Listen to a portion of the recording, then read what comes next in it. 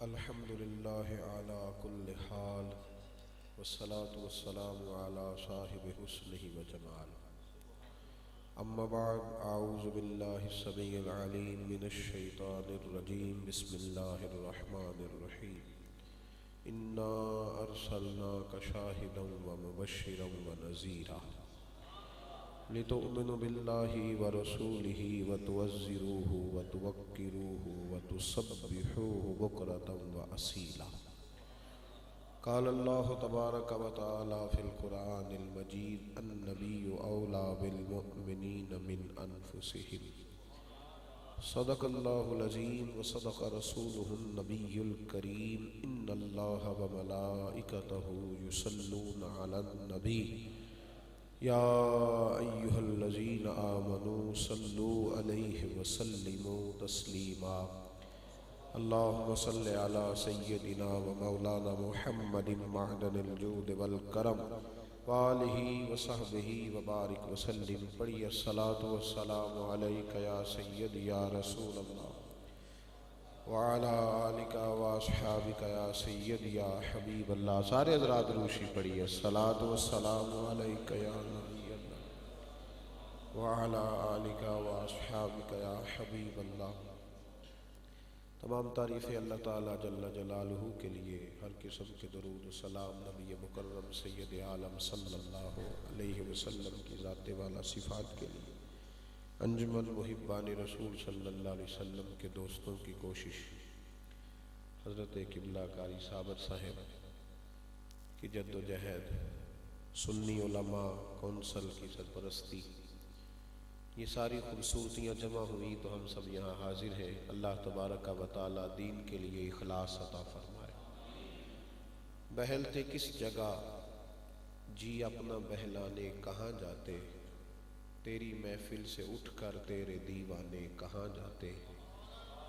اور خدا کا شکر شمع رخ لیے آئے ہو محفل میں، اگر پردوں میں چھپے رہتے تو پروانے کہاں جاتے. اور خدا آباد رکھے سلسلہ یہ تیری نسبت کا، خدا آباد رکھے سلسلہ یہ تیری نسبت کا، وگرنہ ہم بھری دنیا میں پہچانے کہاں جاتے.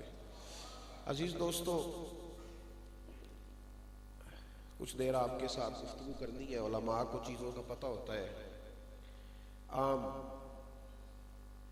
عوام کے لیے، سادہ آدمی، سادہ لوگوں کے لیے کچھ سادی باتیں کرنا چاہتا ہے. بھائیو، اللہ کریم نے فرمایا: انا ارسلناک شاہدا ومبشرا ونذیرا. فرمایا محبوب، بے شک ہم نے آپ کو حاضر و ناظر بنا کے بھیجا ہے، خوشخبری دینے والا بنا کے بھیجا ہے، اور ڈر سنانے والا بنا کے بھیجا ہے. لتؤمنوا باللہ ورسولہ، تاکہ لوگ اللہ پہ بھی ایمان لائیں، اللہ کے رسول پہ بھی ایمان لائیں. وَتُوَزِّرُوهُ وَتُوَقِّرُوهُ، پھر آپ کی تعظیم اور توقیر کریں. وَتُسَبِّحُوهُ بُكْرَةً وَأَصِيلًا، پھر صبح و شام اللہ کی پاکی بیان کریں. عزیز دوستو، جس طرح ہمارے ذمے ماں باپ کے حقوق ہیں، جس طرح ہمارے ذمے بیوی بچوں کے حقوق ہیں، بہن بھائیوں کے حقوق ہیں، اسی طرح ہمارے ذمے نبی پاک کے بھی حقوق ہیں صلی اللہ علیہ وسلم. میری بات پہ توجہ کریں گے آپ حضرات. نبی کے امتی پر حقوق ہوتے ہیں اور امتی کے نبی پر حقوق ہوتے ہیں. ہمارے بھی حق تھے نبی پاک کے ذمے، اور حضور نے ان کو ادا فرمایا. جب خطبہ حجت الوداع دیا تو نبی پاک صلی اللہ علیہ وسلم نے 1,44,000 کے مجمع پہ نظر ڈال کے فرمایا: میرے غلاموں، کیا میں نے تم تک اللہ کا پیغام پہنچا دیا ہے؟ میں نے بات پہنچا دی؟ عرض کی: یا رسول اللہ، آپ نے تو کمال کر دیا. تو نبی پاک صلی اللہ علیہ وسلم کی آنکھوں میں آنسو آئے. حضور نے فرمایا: اے اللہ، گواہ ہو جا تیرے بندے کیا کہہ رہے ہیں. ایک کو تھوڑی کم ہو جائے تاکہ تھوڑی سمجھ آئے احباب کو. عزیز دوستو، حضور نے وہ حق ادا کیے. اب ہمارے ذمے بھی کچھ حقوق ہیں، ہمارے ذمے بھی حقوق ہیں. جب ہم یہ نعرہ لگاتے ہیں نا، تاجدار ختم نبوت، تو اس میں جذبات ہونے چاہیے، بڑے ضروری ہیں، لیکن اللہ جزا سنیے، اللہ جزا اب جب آپ نے یہ لفظ کہا نا کہ حضور آخری نبی ہیں، تو آپ کو سمجھ لینا چاہیے کہ یہ لفظ کہتے ہی آپ کی ذمہ داریاں بھی بڑی بڑھ گئی ہیں۔ جب آپ نے کہا نا ختم نبوت، حضور آخری نبی ہیں، تو اس کا مطلب ہے کہ اب دین کی ذمہ داریاں امت نے ادا کر دی۔ اس لفظ کے پیچھے جو بہت بڑی تھوڑے سے آگے ہو جائیں آپ لوگ، تھوڑے آگے ہو جائیں، اللہ آپ کو جزائے خیر دے، بس ٹھیک ہو گیا۔ اب آپ نے ایک کام کرنا ہے، یہاں جو لوگ ہیں ان سے تو آپ کی ملاقات ہوتی رہتی ہے نا انشاءاللہ تعالی، اور فون سے بھی ملاقات ہوتی رہتی ہے آپ کی، بلکہ یہ تو بڑی پکی مصروفیت ہے۔ اب تو بڑی جلدی گردن پہ ملنے والا تیل جو ہے وہ سستا ہو جائے گا اور زیادہ مارکیٹ میں بکے گا، اس لیے کہ گردنیں جھکی رہتی ہیں ہر وقت لوگوں کی۔ تو مہربانی کریں تھوڑی دیر میرے ساتھ تو ملاقات کریں نا، باقی انشاءاللہ سلسلہ چلتا رہے گا۔ تصویر ضرورت کے لیے جائز ہے، اس کو فرض کفایہ نہ بنائیں، جتنا اس کا کام ہے اس کو اسی حد تک رکھیں۔ ویسے بھی تصویریں دیواروں پہ لگی اچھی نہیں ہوتی، دل میں سجی اچھی ہوتی ہے۔ ہم نے دل میں سجا رکھی ہے تصویر یار، بس ذرا گردن جھکائی دیکھ لی، دل میں سجی ذرا زیادہ اچھی ہوتی ہے۔ گرو نانک کا ماننے والا کوئی گزر رہا تھا، اس کے پیروں کے نیچے اس کی تصویر آ گئی تو اس نے اٹھائی اور کہنے لگا واہ مسلمانوں کے نبی آپ پہ قربان جاؤں۔ آج اگر معاذ اللہ تصویر ہوتی تو کیا حال ہوتا۔ کہنے لگا دیکھو اس کی تصویر ہے تو حشر کیا ہوگا، ان کی تصویر نہیں ہے تو کوئی بے ادبی بھی نہیں ہو رہی۔ تو اس کو اس پہلو سے بھی ذرا تھوڑا دیکھا کریں، اللہ جزائے خیر عطا فرمائے۔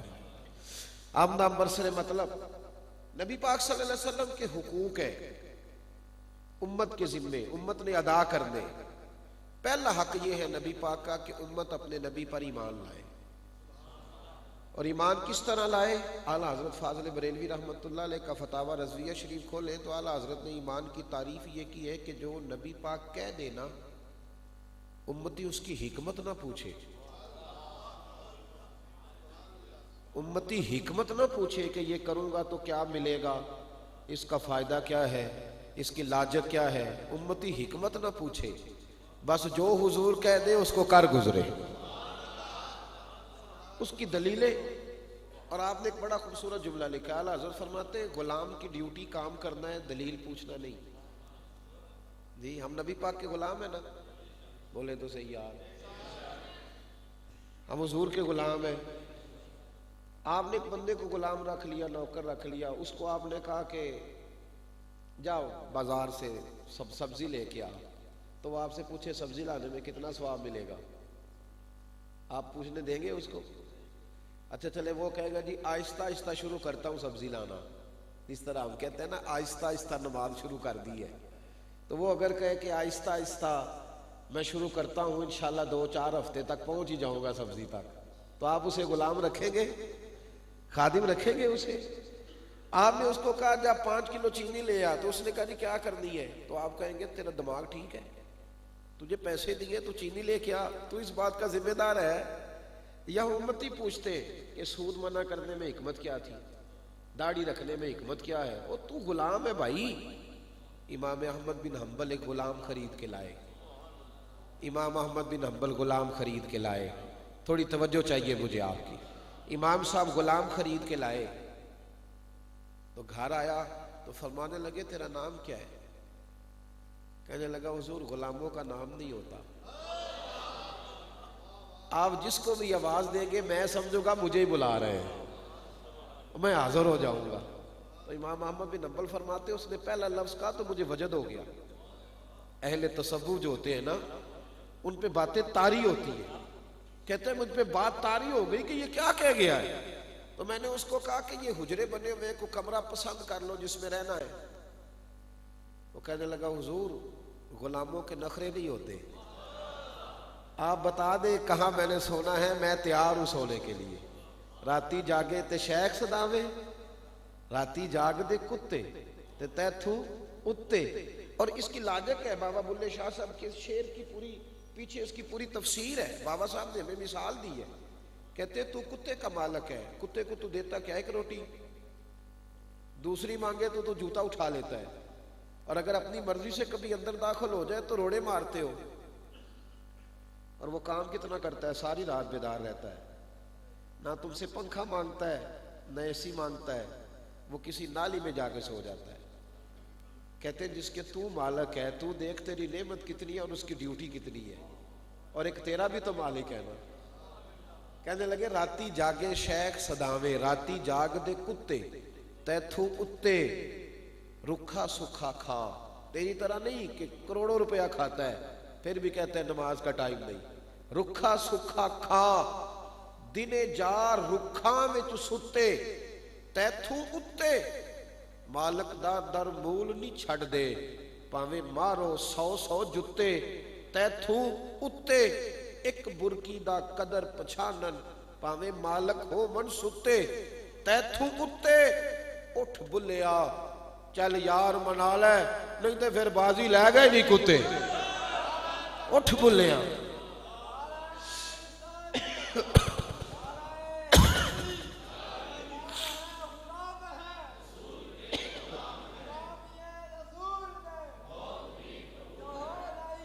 پہلی بات امت نے ایمان لانا ہے، جو حضور کہہ دے اس پہ ایمان لانا ہے، جو نبی پاک فرما دے اس پہ.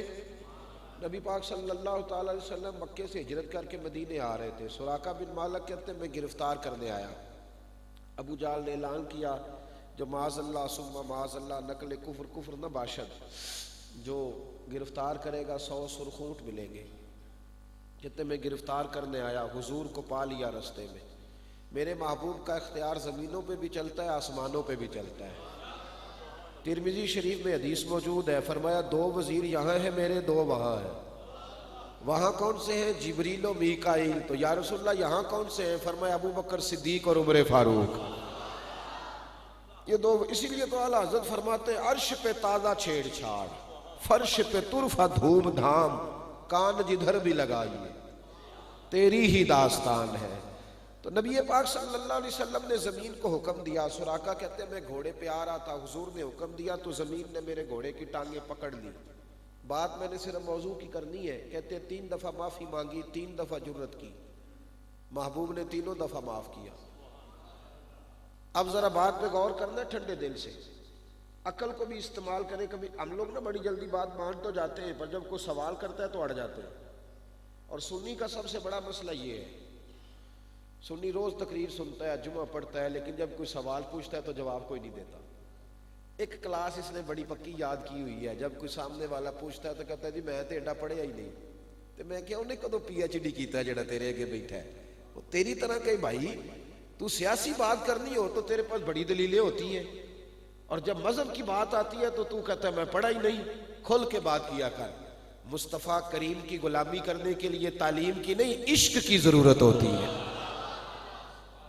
تو اس عشق کو پیدا کر. اللہ تعالیٰ آپ کو جزا دے. میری بس آپ تقریر سنیں دوران محفل، اللہ آپ کو برکت دے. میں تو خادم ہوں نا جی، علماء یہ تو خیر نذرانہ سنت تو ہے، لیکن وہ دوران محفل پتہ کیا ہوتا ہے، پھر غریب آدمی پریشان ہوتا ہے، کہتا میرے کو بھی دتھی ہوندی تو میں بھی اگے بہلا. یہ بھی بڑا مسئلہ ہے. آپ یقین کریں میں نے دیکھا ہے غریب آدمی بیچارہ پیچھے ہٹ کے بیٹھتا ہے. وہ کہتا ہے اگر میری سیاسی جلسے میں کوئی قدر نہیں تو مسجد میں کب قدر ہے؟ وہاں بھی نوٹوں والوں کی قدر ہے. اور ہمارے نعت خواہ بھی سبق یاد کر لیتا ہے. وہ دیکھتا ہے نا جس کے ہاتھ میں نوٹوں کی دتھی ہے وہ نام دا پتہ کر لیتا ہے، پھر کہتا ہے شیر تواڈے نظر جے. میں کیا ظالمہ شیر نبی پاک دا سی، بندے دی نظر کیویں ہو گیا؟ کیسے ہو گیا بندے کی نظر؟ کیا تو کس طرح کی بات؟ اعلیٰ حضرت فاضل بریلوی رحمۃ اللہ علیہ تیل لینے چلے گئے دکان پہ. دکاندار کو بوتل دی تیل ڈالنے کے لیے، کہا سرسوں کے تیل کی بھر دو. اس نے بھر دی. فرمایا کتنے پیسے؟ کہنے لگا جی ویسے تو 5 آنے کی ہے، آپ ہمارے عالم دین ہیں، آپ 3 آنے دے دیں. اعلیٰ حضرت نے پورے 5 دیے. فرمایا میں احمد رضا ہوں، میں اپنا علم 2 آنے کا نہیں بیچتا. میں 2 آنے کروں مدح اہل دول رضا، پڑے اس بلا میں میری بلا. میں گدا ہوں اپنے کریم کا، میرا دین پار آئے نہ نہیں. اور ویسے بھی نوجوانوں یہ یاد رکھنا میری بات، ملت کے جوان یاد رکھے، یہ جو سہارے ڈھونڈتے ہو نا کہ لندن والی پھپھی مہربان ہو جائے اور کبھی امریکہ والا چاچو میری سن لے، تو یہ بزدل قوموں کا طریقہ ہے۔ دلیر قومیں یہ کام نہیں کرتی، یہ بات یاد رکھنا۔ گردن کو جھکا دیتا ہے خیرات کا پتھر، اور جہاں میں مانگنے والوں کے سر کبھی اونچے نہیں ہوتے۔ گردن اٹھا کے جینا چاہتے ہو تو خودداری پیدا کرو۔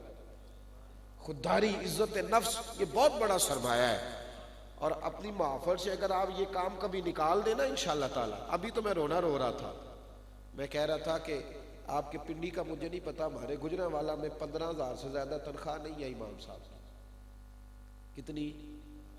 بل کنا ہوندا جی؟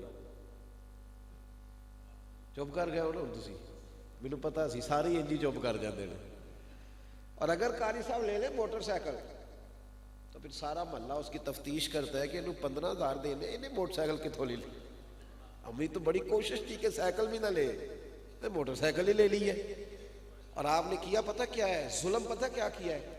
آرٹسٹ پیدا کیے جو تپلے سرنگی پہ جا کے سور سیدھی کرے، وہ روز 50,000 کمائے، اور جو سارا دن تمہیں اللہ اکبر کہہ کے رب کی بڑائی بھی سنائے، اشہد ان محمد الرسول اللہ کہہ کے مصطفیٰ کی شان بھی بتائے، 5 نمازیں بھی پڑھائے۔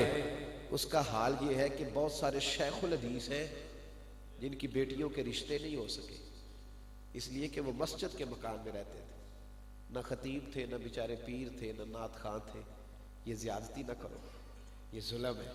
کبھی کبھی پلٹ کے اسے بھی دیکھا کرو جو تمہیں 5 نمازیں پڑھاتا ہے، اس کا بھی حق ہے، اس پر بھی تھوڑی۔ یہ مجھے سنی علماء کونسل والوں نے نہیں کہا، یہ میں اپنا رونا رو رہا ہوں آپ کو، یہ میں ذاتی بات کر رہا ہوں، یہ میرا درد ہے۔ اور میں نے ایک تحریک شروع کی ہے، سب سے پہلے اپنے شہر کے اندر میں نے اپنی مسجد کے امام کی تنخواہ زیادہ کی ہے، سب سے پہلے، اور پھر میں نے باقیوں کو تحریک دی ہے، اور میں نے کہا خدا کے بندو ان کی حوصلہ افزائی کرنے لگ جاؤ گے تو قاری زیادہ پیدا ہوں گے انشاءاللہ، حافظ زیادہ پیدا ہوں گے، دین کا کام زیادہ۔ بہرحال میرا مضمون رہ جائے گا، میں اگر اس طرف نکل گیا، جو بات عرض کر رہا ہوں اس پہ رہتا ہوں۔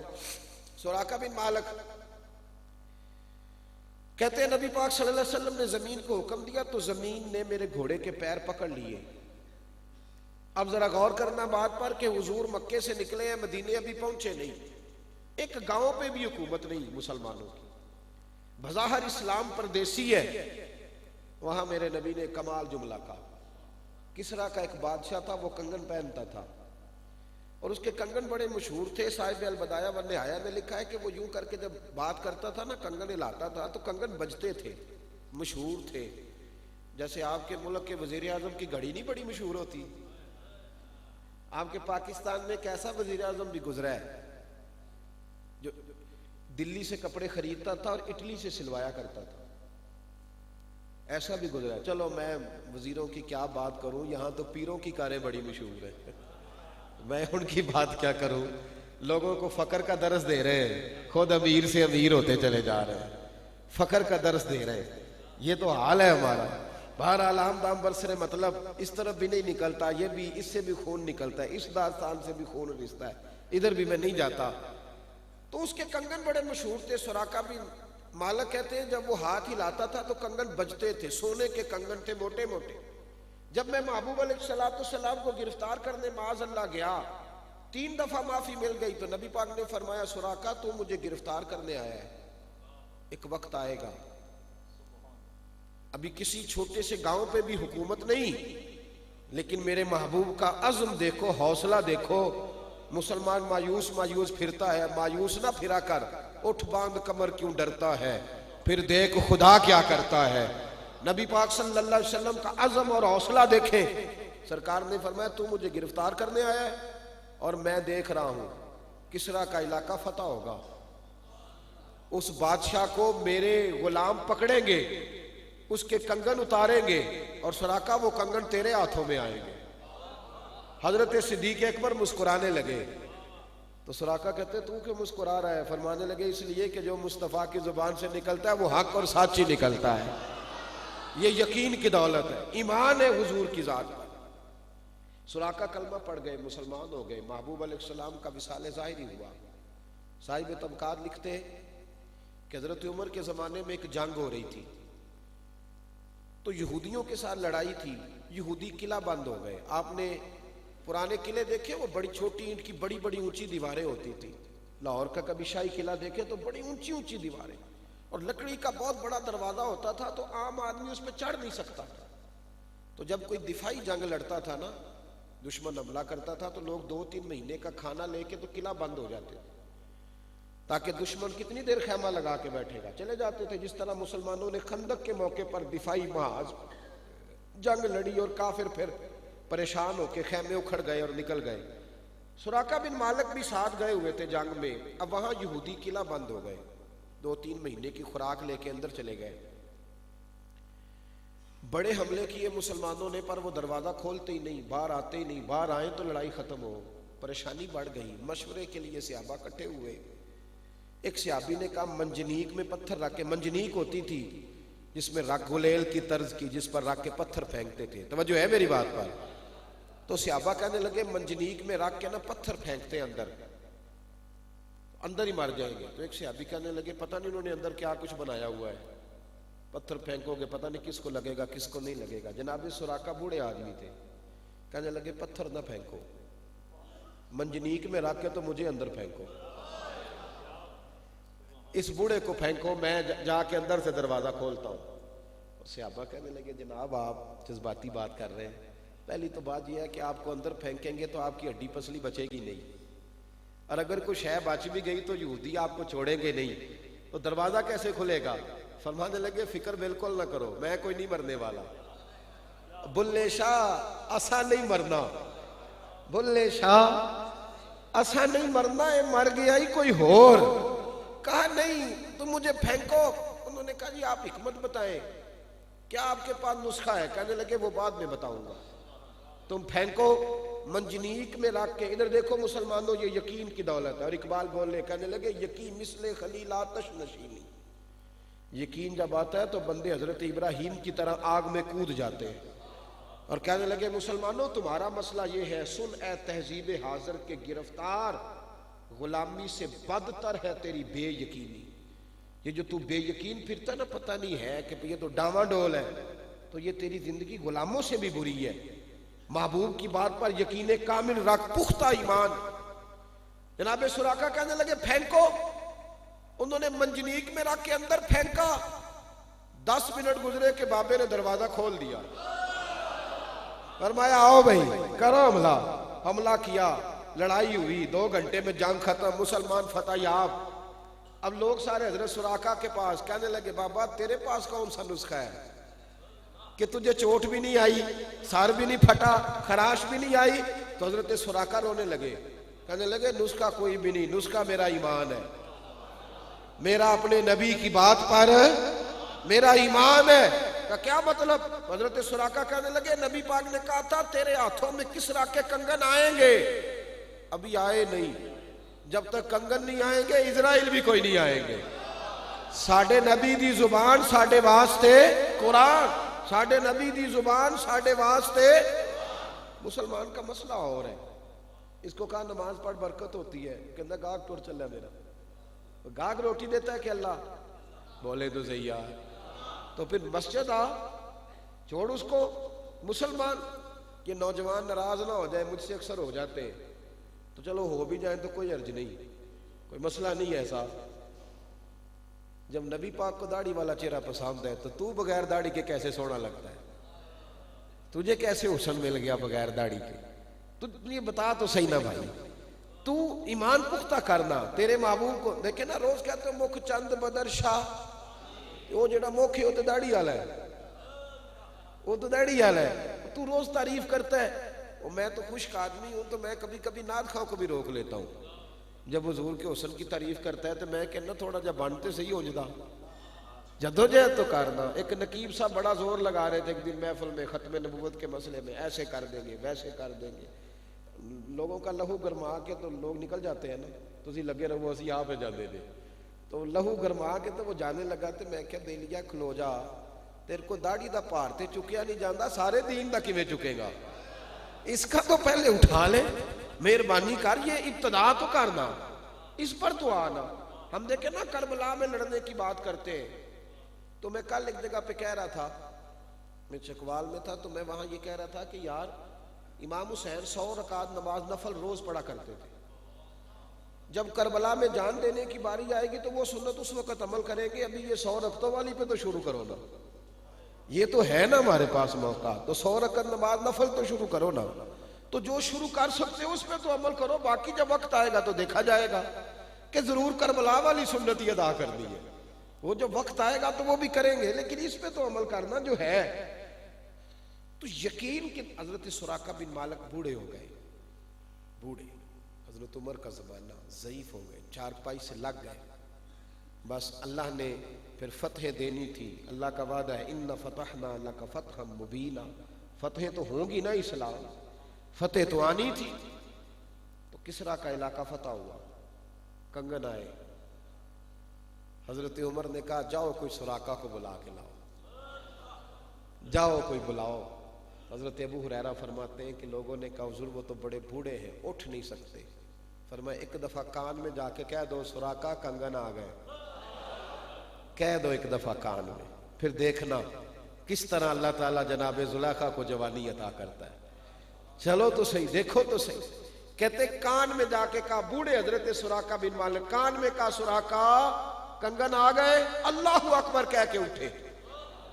اور کہتے حضرت عمر کے پاس جب پہنچے تو حضرت عمر نے کنگن دیے, عمر بھی رونے لگے, مولا علی بھی رونے لگے, حضرت ابو ہریرہ بھی رونے لگے, اور سامنے حضور کا روضہ تھا تو درود پڑھنے لگے, اور امت کو پیغام دینے لگے محبوب کی بات پہ یقین کامل رکھنا, جو بھی فرماتے حق اور سچ ہی فرماتے.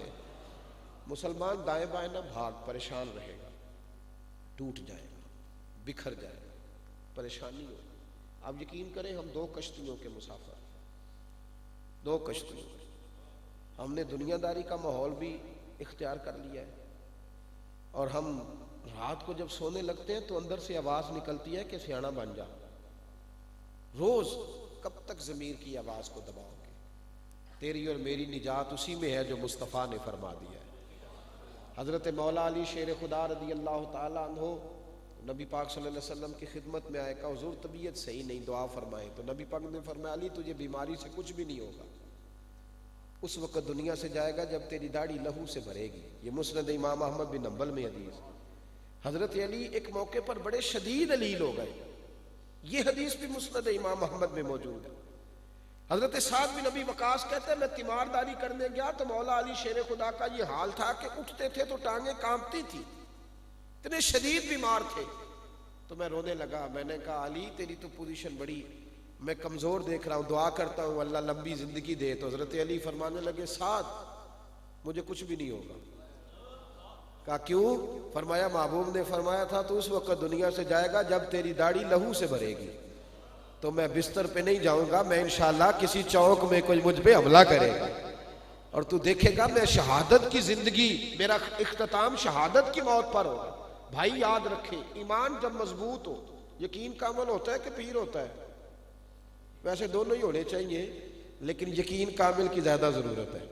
یقین کامل کی ضرورت ہے, یقین کامل پیدا کرو. یقین پہلی بات یہ کہ جو حضور نے کہا ہے وہ ہمارے لیے بہتر ہے, جو نبی پاک نے فرمایا ہمارے حق میں بہتر. اور دوسرا نبی پاک کا حق یہ ہے کہ حضور کی فرما برداری کرے. کیا کرے؟ ایک بچہ ابا جی سے کہتا ہے ابا جی مجھے پیار بڑا ہے آپ کے ساتھ, بڑا روز جاتا ہے تو دعویٰ کرتا ہے, کہتا ہے ابا جی یقین کریں آپ کو دیکھتا نہیں تو میری نیند نہیں مجھے آتی, دیہڑی میری گزرتی نہیں. تو ابا جی کہتے ہیں ادھر کام کر, میری شوگر کی دوائی ختم ہو گئی ہے. کہتا ہے اس کے پیسے کوئی نہیں میرے پاس, پیار مجھے بڑا ہے, میں آپ کے بغیر رہ نہیں سکتا, پر دوائی بڑا بھائی لا کے دے گا, میرے پاس پیسے نہیں. اماں کے پاس جاتا ہے, کہتا ہے اماں میں تجھے دیکھوں نا تو میرا دن ہی نہیں چڑھتا, میں تیرا ہی ہوں. تو اماں کہتی ہے بیٹے میرے کپڑے پرانے ہو گئے, گرمی آ گئی ہے. کہتا ہے گنجائش نہیں, حالات صحیح نہیں. تو اماں پیار قبول کر لے گی؟ بولے تو صحیح ہے. نبی پاک سے پیار بڑا ہے, نعرہ رسالت یا رسول اللہ سیدی مرشدی یا نبی, تو حضور کی بات کون مانے گا؟ یہ اس فرق کو سمجھیں. نبی پاک صلی اللہ علیہ وسلم دنیا میں اطاعت کروانے آئے, حضور کی اتباع حسن ہے. میرے محبوب علیہ السلام کی فرما برداری تو جانور بھی کرتے تھے, ہوائیں بھی کرتی تھی, نبی پاک صلی اللہ علیہ وسلم کی فرما برداری تو پتھر بھی کرتے تھے۔ سید عالم صلی اللہ علیہ وسلم آپ پڑھے نا حدیث احد جب کانپنے لگا تو فرمایا ٹھہر جا، تیرے اوپر ایک نبی، ایک صدیق اور 2 شہید کھڑے ہیں۔ تو آپ تمام کتابیں اٹھا کے دیکھ لیں، احد کا زلزلہ ختم ہو گیا۔ تو پتھر مصطفیٰ کی فرما برداری کریں اور امتی کرے نا۔ اب ذرا رنگ دیکھو صحابہ کس طرح کرتے تھے۔ حضور خطبہ دے رہے تھے جمعے کا، کنز العمال میں حدیث آپ کو ملے گی، حضرت مرثد بن نبی مرثد رضی اللہ تعالیٰ عنہ حدیث کے راوی ہیں، باقی کتابوں میں بھی ہے، کنز العمال میں ذرا تفصیل ہے۔ حضور خطبہ دے رہے تھے تو ایک بندہ کھڑا ہو گیا، حضور نے فرمایا بیٹھ جاؤ، مطلق کہا، مخصوص نہیں کیا، کسی ایک شخص کا نام نہیں لیا، نامینیٹ کر کے نہیں، بیٹھ جاؤ۔ حضرت مرثد بن نبی مرثد کہتے ہیں وہ بھی بیٹھ گیا۔ عبداللہ بن رواحہ مسجد نبوی کی گلی میں تھے، ان کے کان میں آواز آئی، حضور نے کہا بیٹھ جاؤ، تو وہ وہیں بیٹھ گئے۔ انس بن مالک رضی اللہ تعالیٰ عنہ کہتے ہیں میں گھر سے نکلا تھا، ابھی دروازے کی چوکھٹ پہ تھا، آواز آئی تو میں وہیں بیٹھ گیا۔ حضرت مرثد بن نبی مرثد کہتے ہیں میں وہاں تھا جہاں جوتے رکھے جاتے ہیں، بیٹھ جاؤ تو میں وہیں بیٹھ گیا۔ جمعہ ختم ہوا تو نبی پاک نے فرمایا مرثد کہاں تھے؟ کہا حضور وہ پیچھے بیٹھا تھا۔ کہا وہاں کیوں بیٹھے تھے؟ کہا حضور آپ نے تو کہا تھا بیٹھ جاؤ۔ عبداللہ تم کہاں تھے؟ کہا حضور گلی میں۔ تو کیوں وہاں بیٹھے تھے؟ حضور آپ نے تو کہا تھا بیٹھ جاؤ۔ انس تم کہاں تھے؟ حضور میں نے وہ اینڈ پہ جمعہ پڑھا اپنی دہلیز پہ ہی۔ کہا وہاں کیوں بیٹھ گئے؟ حضور آپ نے تو کہا تھا۔ نبی پاک نے فرمایا نہ تمہیں کہا تھا، نہ تمہیں کہا تھا، نہ تمہیں کہا تھا، میں نے تو اسے کہا تھا۔ کہا حضور ہمیں تو نہیں نہ پتا کسے کہا تھا، ہمیں تو پتا ہے کہ محبوب نے کہا بیٹھ جاؤ، تو لہٰذا ہم نے نہ کبھی قطرے پہ غور کیا اور نہ دریا دیکھا، بس جہاں تیری جھلک دیکھی وہی ڈوب گئے۔ بلکہ بخاری شریف میں بڑی عجیب حدیث ہے، مسجد نبوی شریف میں نا نبی پاک کے زمانے میں عورتیں بھی آتی تھیں، باجماعت نماز پڑھتی تھی۔ حضور کا فرمان ہے کہ میرے طریقے پہ بھی عمل کرنا ہے، میرے خلفاء کے بھی۔ خلفائے راشدین کی بات دلیل دین میں حجت ہے۔ حضرت عثمان غنی، مولا علی، فاروق اعظم، صدیق اکبر رضوان اللہ تعالیٰ علیہ مجمعین کی بات دین میں حجت ہے، ان کی بات قانون بنتی ہے، یہ یاد رکھ لیں۔ حضور نے فرمایا میرے طریقے پہ بھی چلو اور میرے خلفاء کے۔ حضور کے زمانے میں بیویاں مسجد آتی تھی، حضرت عمر نے منع کر دیا، فرمایا فتنے کا ڈر ہے۔ کس بات کا ڈر ہے؟ بولیے۔ فرمایا نبی پاک کے زمانے میں نظریں بڑی پاک رہتی تھی، اب کچھ نئے مسلمان بھی داخل ہو رہے، لہٰذا عورتیں مسجد میں بیویاں نہ آئیں، فتنے کا ڈر ہے۔ بازار میں چلی جائے، کیا خیال ہے؟ دربار شریف پہ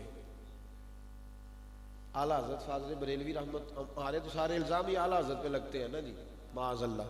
تو اعلیٰ حضرت رحمت اللہ علیہ سے کسی نے پوچھا کہ عورتوں کا قبروں پہ جانا جائز ہے؟ فرمایا اگر بے پردہ عورتیں قبروں پہ جائیں تو یہ نہ پوچھو کہ جائز ہے کہ ناجائز ہے، یہ پوچھو اگر بے پردہ جائیں گی تو لعنتیں کتنی برسیں گی۔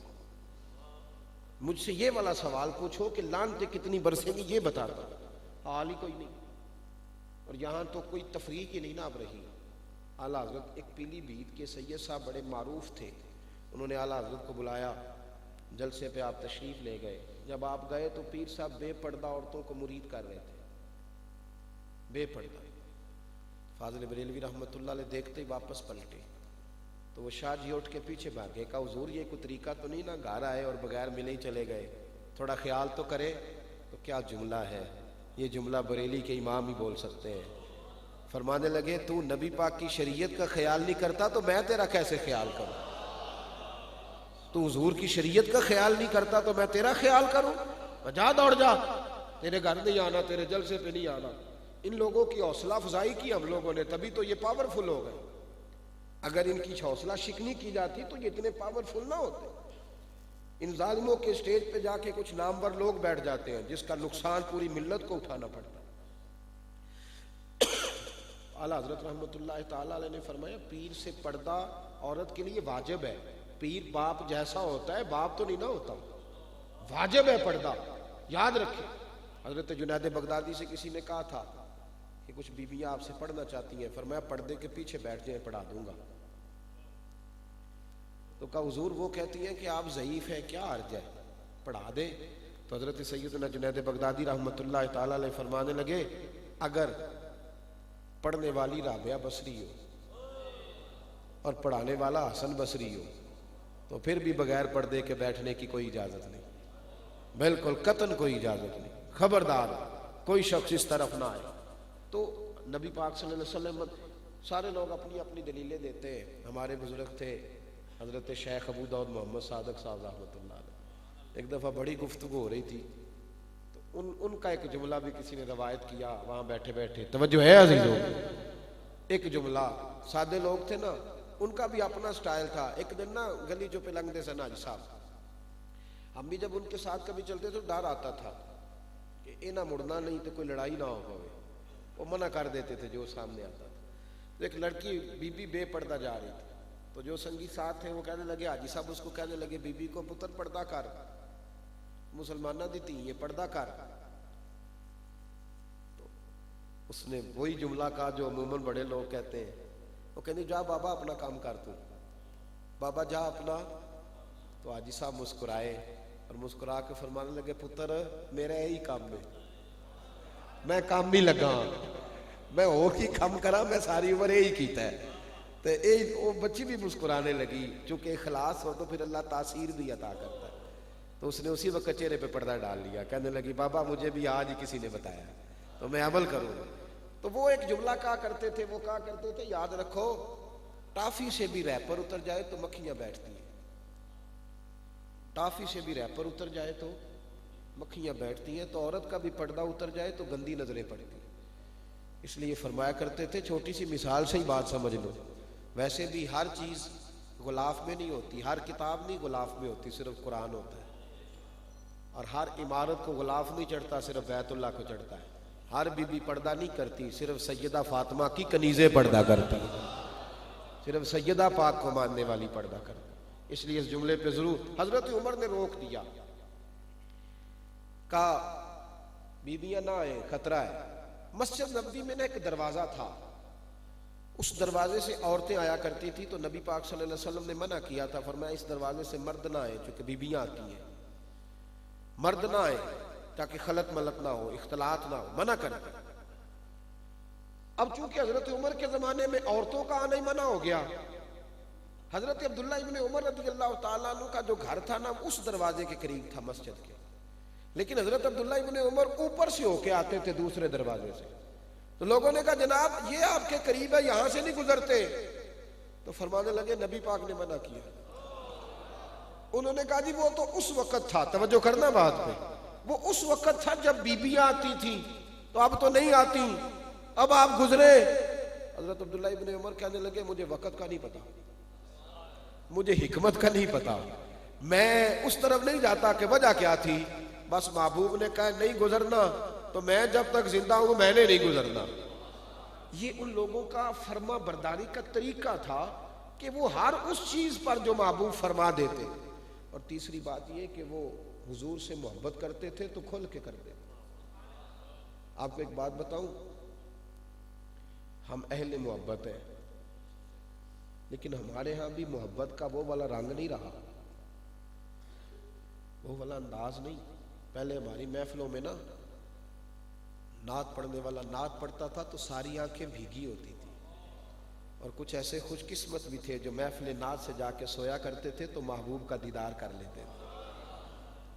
اب تو لڈی والی نعتیں، ہاں بے شک جملہ سخت ہے لیکن ڈم ڈم ہو رہی ہوتی ہے، ہمیں نہیں پتا وہ کیا کر رہا ہے۔ مجھے گجرات میں ایک نعت کا کہنے لگا حضرت صاحب میں تو انواج ایک نواں کلام سنا، میں کہ تیری مہربانی منو کو پرانا ہی سنائی، میں نویاں تو بڑا پریشان ہاں، کوئی پرانا کسی بزرگ کا کلام نہ، اعلیٰ حضرت کا، پیر میرے علی شاہ گولڑوی کا، مولانا حسن رضا کا، اقبال کا، حضرت بیدم شاہ وارسی کا، کوئی تیری مہربانی کو پرانا نیا نہ سنائی، تیری مہربانی پتہ نہیں تو کیا سنائے گا، اور پھر کوئی ان کو روک نہیں سکتا، یہ بڑے پاورفل ہو گئے، عالم بیچارے کی تو طاقت ہی نہیں نا ان کو کچھ کہہ سکے۔ نوجوان بچے انہوں نے سیٹ کیے ہوئے ہوتے ہیں، پوری پلاننگ ہوتی ہے اللہ ماشاءاللہ، کیسے آپ کی طاقت ہی نہیں آپ بات کر سکتے۔ تو ہماری محفل میں محبت ملتی تھی، رسول اللہ کی غلامی ملتی تھی، لوگ آتے تھے تو کچھ لے کے جاتے تھے، اب محبت رسول کا وہ سوتا خالی ہے. اگر آپ ناراض نہ ہو تو آپ نے کبھی دیکھا ہے سیٹھ آ کے مسجد کی صفائی کرے؟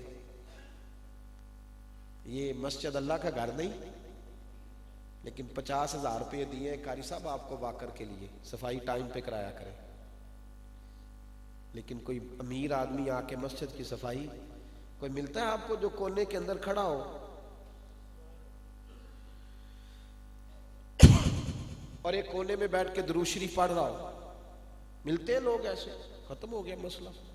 وہ جو عشق تھا، وہ جو پیار تھا، وہ جو جنون تھا. طبقات ابن سعد میں حضرت عبداللہ مزنی کی بات لکھی ہے. وہ کہتے ہیں میں یتیم تھا، والد میرے فوت ہو گئے تو میری اماں نے دوسرا نکاح نہیں کیا کہ ستیلا باپ آئے گا تو پتہ نہیں کیا کرے گا. مائیں تو قربانی دے ہی لیتی ہے، جب بچوں کی باری آتی ہے تو ان سے نہیں دی جاتی، ان کے لیے مشکل ہو جاتا ہے. کہتے میرے چچا نے مجھے پالا، میری اماں بیٹھی رہی، میں جوان ہو گیا. اللہ نے میرے اوپر کرم کیا کہ میں رسول اللہ کا غلام بن گیا. چچا میرا بڑا پکا کافر تھا، اسلام کا بڑا شدید مخالف تھا معاذ اللہ. عبداللہ مزنی کہتے میں حضور کا غلام ہوا تو روز اندر تڑپ پیدا ہوتی تھی کہ کاش مجھے میرے محبوب کا جلوہ نظر آئے. امام سخاوی نے لکھا ہے، فرماتے ہیں لوگ مجھ سے آ کے روز یہ پوچھتے ہیں کہ حضرت جی کوئی ایسا درود بتائیں جس سے نبی پاک کا دیدار نصیب ہو. یہ اہل سنت کی خیر تھی یہ والی، لیکن اب کوئی نہیں پوچھتا. یہ پہلے لوگ مدینے جانے کے لیے بھی وظیفے پوچھتے تھے، اب پیسے ہی بڑے آ گئے، اب کون رو کے جاتا ہے؟ اب تو ٹکٹیں کنفرم ہیں، پہلے سے پیکج بنے ہوئے. وہ دور نہیں رہا، ورنہ پہلے لوگ حضور کے دیدار کا، اب تو جو بھی وظیفہ پوچھتا ہے یہی پوچھتا ہے کہ جناب دکان بس گاہ ختم نہیں ہونا چاہیے. تو دنیا داری رہ گئی ہے، درباروں پہ بھی، آستانوں پہ بھی، ہر جگہ آئیں اور مرادیں پائیں. آئیں اور مرادیں پائیں نہیں، آئیں اور محبت رسول پائیں. یہ آستانے کا فیض ہے. تو یاد رکھیں، عبداللہ مزنی کہتے میرے اندر روز تڑپ پیدا ہوتی تھی کہ میں نبی پاک کا دیدار کروں، میں حضور کی خدمت میں جاؤں. لیکن جب بھی میں جا کے اماں سے کہتا نا اماں میرا دل نہیں لگتا، تو میری ماں کہتی بیٹا تیرا چچا بڑا ظالم ہے اور تیرے اوپر بڑی نیکیاں ہیں، تو وہ تجھے کبھی بھی نہیں برداشت نہیں کرے گا. کہتے میں کچھ دن تو اپنا پیار چھپاتا رہا، پر یہ عشق بڑا عجیب ہوتا ہے، یہ چھپتا نہیں، یہ چھپتا نہیں. عشق تیاگ دو بھی ایک برابر، پر عشق دا سیک ودھیرا. اگ تے ساڑے ککھ تے کانے تے عشق ساڑے تن میرا. اگ دا دارو می تے پانی، کوئی دسے ہاں عشق دا دارو کیڑا. بلے شاہ اتھے کچھ نہیں بچدا جتھے عشق ہوراں دا ڈیرا. کہتے میں پریشان رہتا تھا. اب یہ تڑپ جو ہوتی ہے نا، محبت اپنا رستہ بناتی ہے. کہتے ایک دن پریشان ہو کے اماں کے پاس گیا، میں نے کہا اماں نہیں گزارا ہوتا، اب میرا گزارا. آپ یقین کریں بچے پتہ ہے عاشق رسول کیسے بنیں گے؟ کبھی رات کو اچانک ان کا ابا رونے لگ جائے، رونے، وہ رو رہا ہو تو اماں سے بچے پوچھے اماں جی ابو کو کیا ہے؟ تو اماں کہ بیٹے تمہارے والی بات نہیں. نہیں اماں جی بتائیں، بیٹے تم سو جاؤ، اماں بتائیں. تو کاش کوئی ایسا باپ ہو جس کی بیوی بچوں کو بتائے کہ بیٹا تمہارے ابو کو رسول اللہ کا مدینہ یاد آ رہا. آج اس نے نعت سن لیا تو یہ تڑپ رہا ہے. پھر وہ بچہ سوچے گا کہ آخر کیا ہے مدینے میں، میرا باپ راتوں کو اٹھ کے روتا ہے. پھر کیف بدے گا، پھر وہ بچہ بھی درود پوچھے گا، پھر وہ بھی روئے گا. یاد رکھے عبداللہ مزنی کہتا میں تڑپ گیا اور ماں کے پاس بیٹھا. میں نے کہا ماں میرا گزارا نہیں ہوتا، میں نے مدینے جانا ہے. کہتے ماں ماں ہوتی ہے. کہنے لگی بیٹے جا تجھے میری طرف سے اجازت ہے، جا دیکھی جائے گی. میں نے تیری خاطر زندگی بتا دی، اب میں تیری آنکھوں کے آنسو کیسے دیکھوں، جا تو. کہتے میں چچا کے سامنے آ کے کھڑا ہو گیا. میں نے کہا چاچا کیا بات ہے؟ وہ چپ کر کے کھڑا ہو. بول کدھر آئے ہو؟ گردن جھک گئی. چچا کو یہ تو پتا تھا کہ مسلمان ہو گیا ہے. کہتے ہیں میں نے تیسری دفعہ گردن اٹھائی. میں نے کہا چچا اب نہیں ٹائم گزرتا، لنگ کئی مہینے تے برس گئے تے او دی دید نو دیدے ترس گئے. اب میرا گزارا نہیں ہوتا، مہربانی کر مجھے جانے دے. چچا کہنے لگا مجھے پتا تھا تو ایک دن ایسا کرے گا. مجھے خبر تھی وہاں جائے گا؟ کہا ہاں۔ کہنے لگا تجھے پتہ ہے جس گھر میں تو رہتا ہے وہ میں نے لے کے دیا ہے؟ عبداللہ مزنی گردن ہلائی، کا پتہ ہے۔ کہا وہ جو گھر میں ہر آسانی اور سہولت ملی ہے میں نے دی ہے؟ کا پتہ ہے۔ تیری جیب میں جو پیسے ہیں وہ میرے دیے ہوئے؟ کا پتہ ہے۔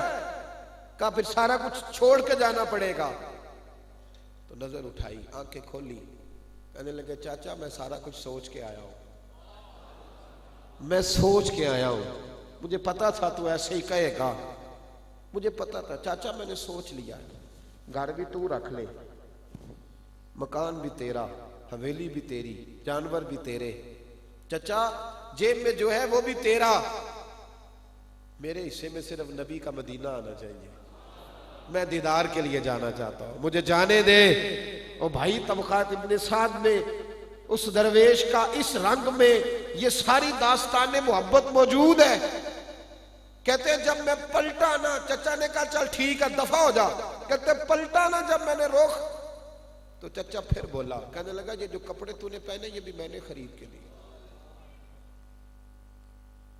کہتے ہیں میں نے وہ کپڑے بھی اتارے، خواجہ غلام فرید بول پڑے، شعر بڑا عمدہ ہے، آپ کو سمجھ آیا تب بھی ٹھیک ہے، ویسے صوفیاء کو پڑھنا اور ان کو سمجھنا اور ان کے پیچھے بھاگنا میرا کچھ ذوق رہا ہے بچپن سے۔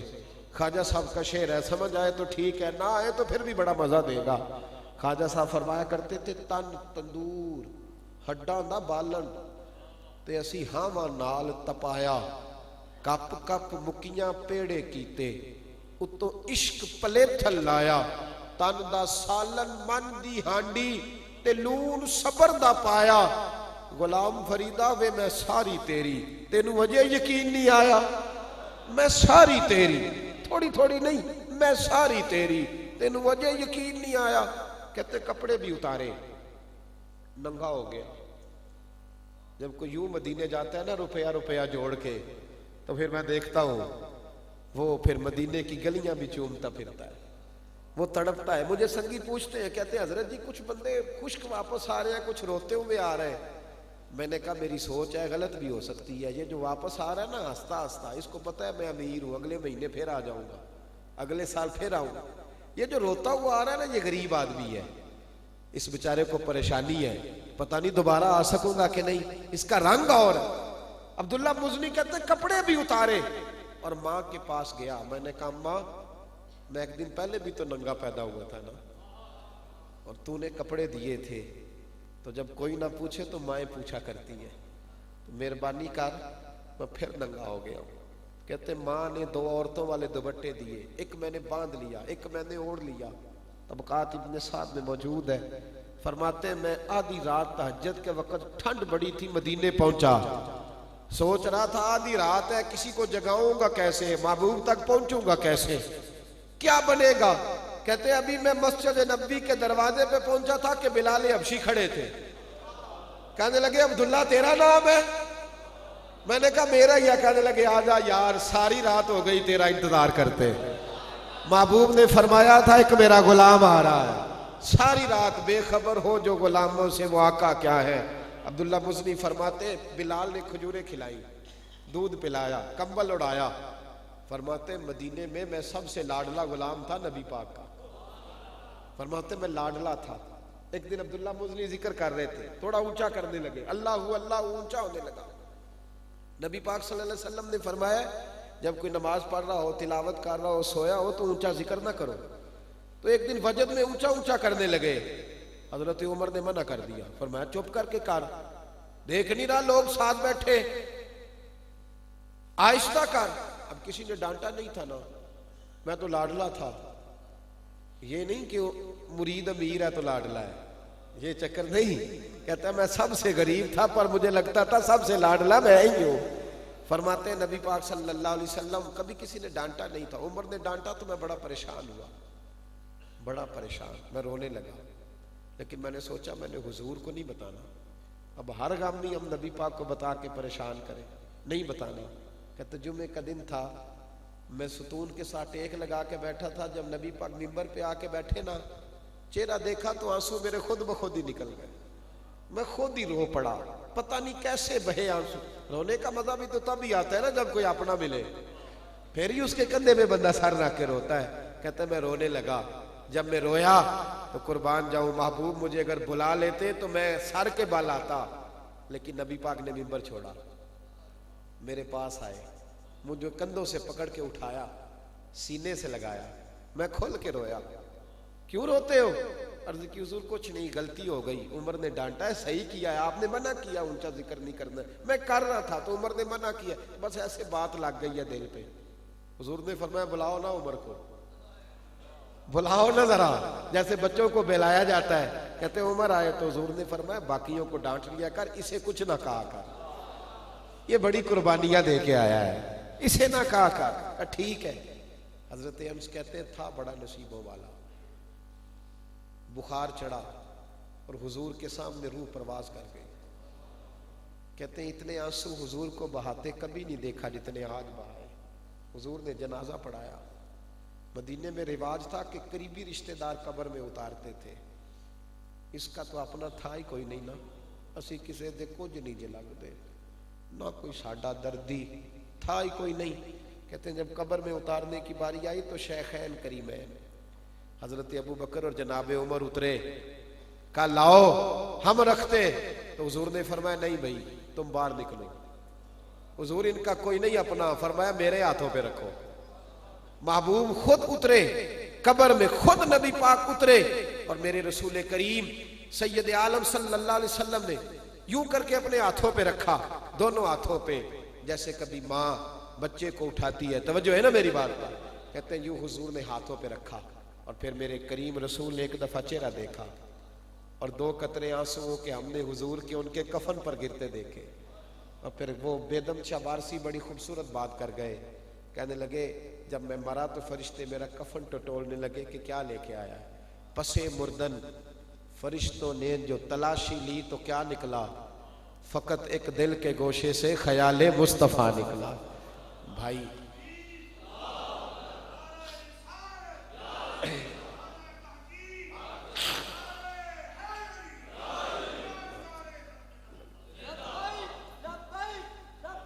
یا رسول اللہ, لبیک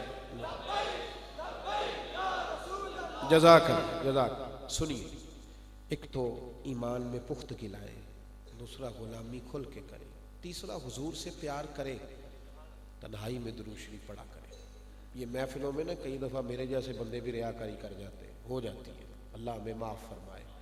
تنہائی میں درود پاک پڑھا کرے, اکیلے میں بھی نعت سنا کرے, اکیلے میں بھی نعت سنا. وہ جو ذوق دے گی وہ کچھ نرالا ہی دے گی. کبھی کبھی اکیلے میں بھی نعت سنے, اور پھر دین کی نصرت کرنے کی کوشش کریں. ہماری ذمہ داری ہے. مسجدیں اس طرح بھریں گی کہ آپ باہر نکلیں. دیکھیں نا, مسواک کرنا سنت ہے نا نبی پاک کی. طائف کے بازاروں میں گلی گلی دین کی دعوت دینا بھی سنت ہے. کھانے کے درمیان میٹھا کھانا سنت ہے, اور پتھر کھانا بھی سنت ہے. تو اس سنت پر بھی کبھی توجہ دیں. ذرا نکلیں اپنے گلی محلے میں, بازار میں, بے نمازیوں کو کہیں. آپ کا دل دکھنا چاہیے کہ یہ بندہ نماز کیوں نہیں پڑھتا. کبھی آپ دیکھیں نا کسی کو جو غیر شرعی حرکت کر رہا ہے, تو اگر دل میں ٹیس نہیں اٹھتی تو اس کا مطلب یہ ہے کہ ابھی حضور کا یہ والا جو حق ہے نا کہ دین کی تم نے نصرت کرنی ہے, یہ بھی پورا نہیں ہوا. میں طبی طور پر کچھ اس قدر زیادہ بحال نہیں تھا, کچھ سفر کی کثرت ہے, کچھ ہم لوگ نازک مزاج ہوتے ہیں, سخت کام نہیں نہ کرتے تو بیمار بھی جلدی ہو جاتے ہیں. اس لیے کچھ طبیعت پہ ایسا بوجھ تھا, لیکن میں دعا کر رہا تھا بیٹھے بیٹھے کہ حضرت جن لفظوں کے ساتھ کہہ رہے ہیں, اللہ کرے. حضرت ابو بکر صدیق کی جب کوئی تعریف کرتا تھا تو آپ کہتے تھے اے اللہ, یہ جو میرے بارے میں کہہ رہا ہے میں اس سے زیادہ اپنے آپ کو جانتا ہوں, اور تو مجھ سے زیادہ مجھے جانتا ہے, لہٰذا میں نے نہیں اسے کہا کہ تو ایسا کہہ, یہ اپنی مرضی سے کہہ رہا ہے, تو مہربانی کر مجھے اس طرح کا بنا دے جس طرح کا یہ کہہ رہا ہے. تو اللہ کرے ہم اس طرح کے بن جائیں, اپنے آپ کو سمیٹیں, حضور کے قدموں میں ڈالیں. خشک نمازیں پڑھو گے تو پھر وہ بوجھ بنے گی, مصطفیٰ کی غلامی کر کے پڑھو گے تو تہجد میں اٹھنا بھی آسان ہو جائے گا, پھر آسان ہو جائے گا. محبوب سے محبت کریں. جو کچھ میں کہہ سکا اللہ قبول فرمائے. دوران گفتگو جہاں بھول گیا اللہ درگزر فرمائے. ہمیشہ مدحت خیر الانام میں گزرے. دعا ہے یہ عمر درود و سلام میں گزرے. آخر دعوایا ان الحمدللہ.